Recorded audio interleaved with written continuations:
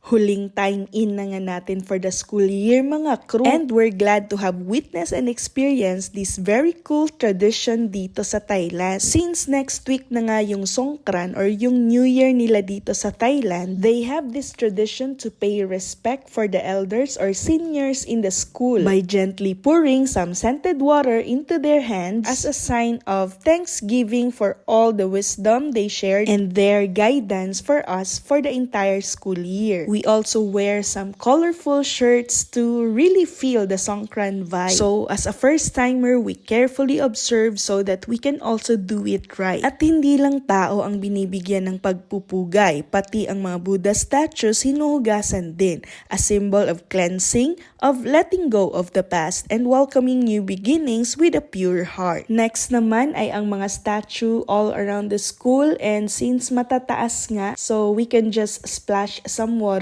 pero dahan-dahan lang. Then suddenly, from calm and peaceful, nagiging masaya at makulit ang lahat. Water na everywhere, teachers, kahit sino walang ligtas sa basaan. Tawanan, sigawan, takbuhan, it's chaos but the happy kind. From respect to release, from tradition to pure joy, ganito magtapos ng school year sa Thailand. May puso, may kultura, at may saya. And as everything comes to an end, you realize na hindi lang lessons ang natututunan mo, kundi values, memories, at mga taong hindi mo makakalimutan.